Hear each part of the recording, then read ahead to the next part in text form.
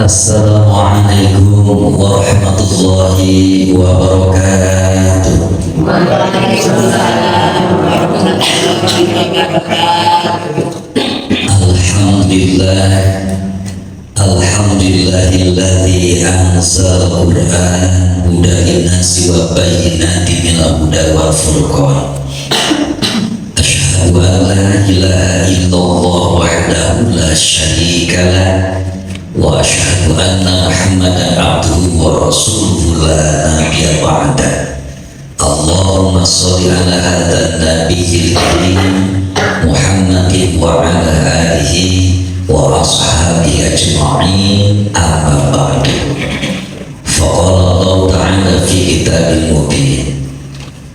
A'udzu billahi minasyaitonir rajim.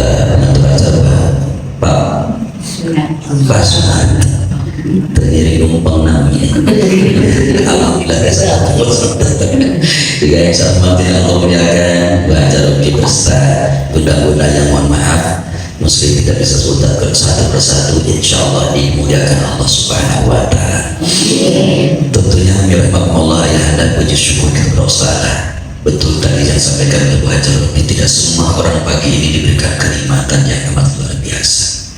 Setelah tadi sejenak malam kita istirahatkan sama Allah. orang itu subhanallah langsung pulang pun tidak kembali lagi. Dalam artian matanya pun sudah tidak berkedip lagi, alias kullu nafsin dha'iqatul maut. Alhamdulillah kita Allah masih berikan kesempatan ya, mata kita berkedip lagi. Alhamdulillah hidup kita walaupun dengan kita rasa bernisab di dunia, alhamdulillah. Tapi walaupun sudah ada torek saya dikit masih mendengar mulut kita, walaupun kita sudah ada balsunya tapi masih bisa berbicara. Baca Quran walaupun kita masih terbantah-bantah tapi masih menikmati. Alhamdulillah. Ini perlu kita patut syukuri, ya, patut syukuri, karena tidak ada ayatnya, tidak ada habisnya untuk kita menghitung nikmat Allah. Kenapa tidak mungkin akan kita terhitungnya? La tusuha. Siapapun orangnya, setinggi apapun sebuah jabatannya atau sebanyak apapun gelarnya, secerdas apapun akal pikirannya, tidak mungkin ada yang mampu menghitung nikmat Allah. Tapi Allah memberikan sebuah penghargaan, memberikan reward kepada hambanya. Ketika bersyukur, maka Allah akan tambah nikmatnya.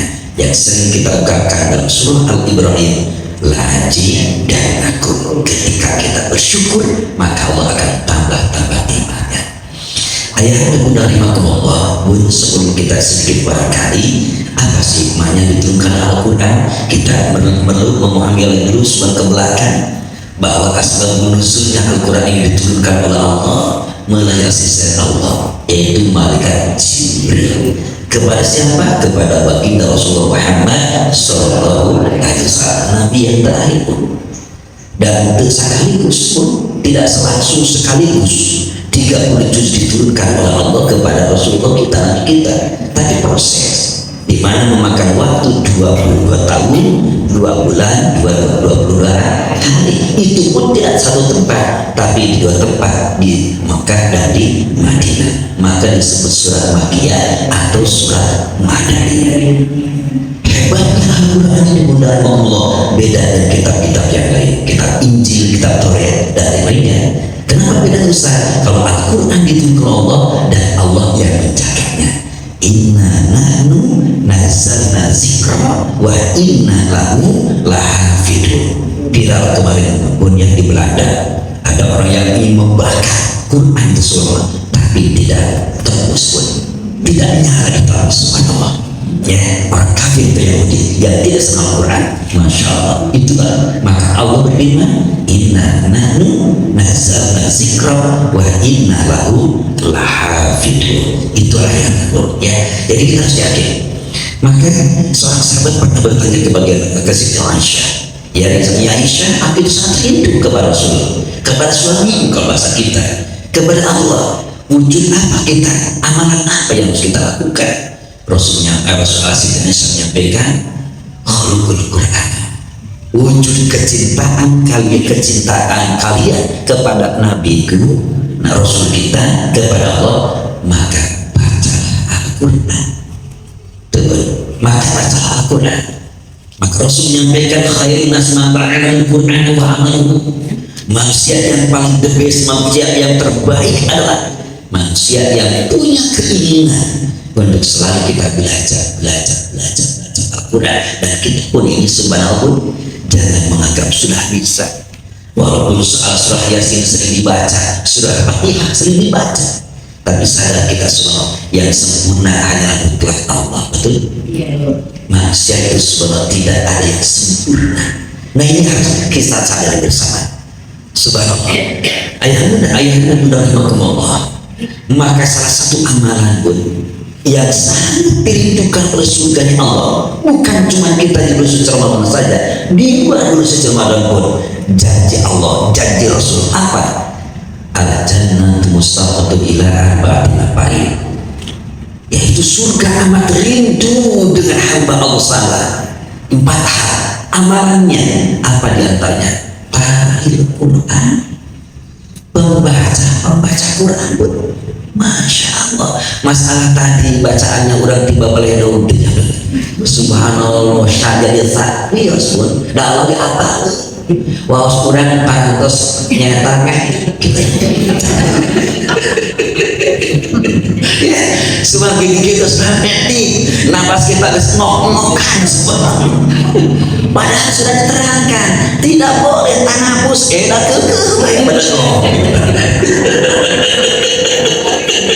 Alhamdulillahirabbil alamin bangga subhanallah.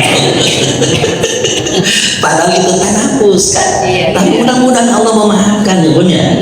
Maka tidak ada selesainya kita belajar bun ya, dan tidak ada puasnya dan tak kapok menjelaskan kita. Karena inilah penyuruh Allah. Bahkan tadi betul adanya. Subhanallah, ketika bunda inilah hikmah tadarusan berjamaah. Tidak berjamaah bun, ada yang meluruskan. Yang meluruskan dan yang diluruskan itu tidak mengurangi pahalanya. Dua-duanya adalah manusia yang terbebas. Mandana al khair mislu azli fa'ilihi. Masya Allah. Itu yang disampaikan Rasulullah. Ya benar.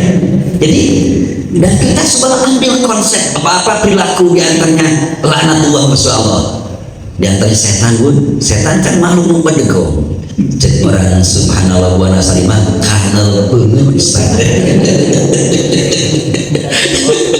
muka tembok itulah si iblis pun ya diusir datang dicarekan datang auzubillah minasyaitonir lupa kuping azan Allahu akbar Allahu akbar lupa beres ada datang di komandan lupa beres komandan datang deh. Maka kita ketika sholat masya Allah takbir alhamdulillah tamat susu tawasu Allah meraih fatihah di ruku berusia arisan sekali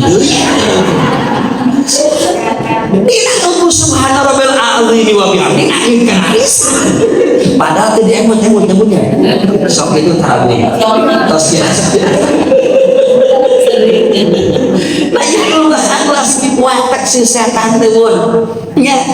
Maka baca takut bukan termasuk adalah wajib ketika baca Quran dan di luar baca Quran sunnah hukumnya pun ya sunnah baca takut itu pun kenapa untuk menghindari kita iblis laknatullah walaupun tadi tak setan betul ya berlegong bertangul si iblis sama Ibrahim kumolonya memang itu beliau ketika dialog dengan Allah pada di surga pun antara mereka kan subhanallah iblis dan Nabi Adam.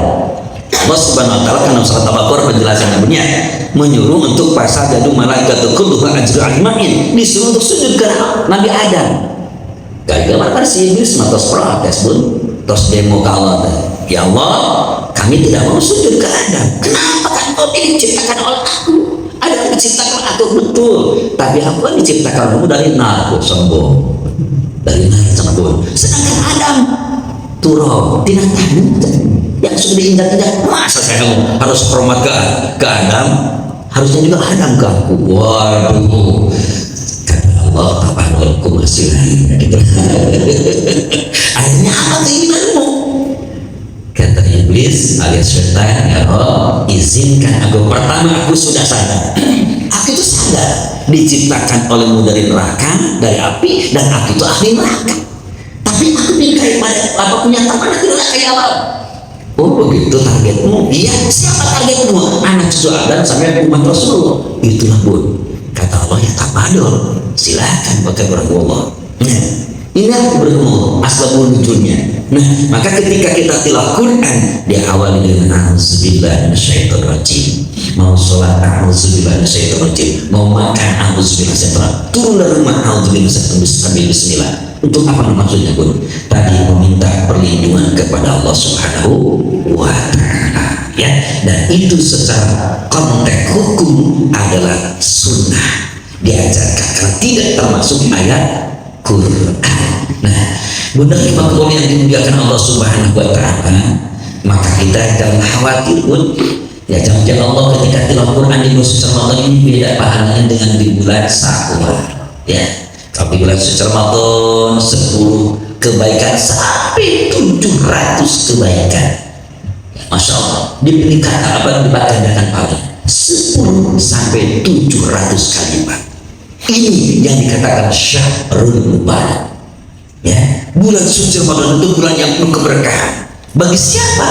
Ya tentunya bagi hamba yang beriman dan bertakwa kepada Allah.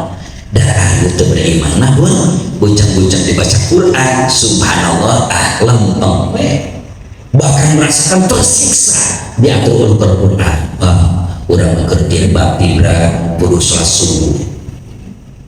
Harus kekayaan yang banyak, berangkat jam 6 pagi, pulang jam 12, harus zakat.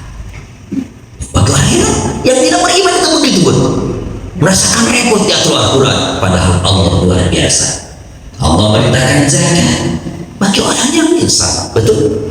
Tidak insaf, subhanallah, sedekah ditentukan jumlahnya, banyak dan sedikitnya, tapi subhanallah dengan keikhlasannya itu sedikit ikhlas itu baik, banyak ikhlas itu lebih baik, kan gitulah subhanallah. Maka Allah tidak memaksakan.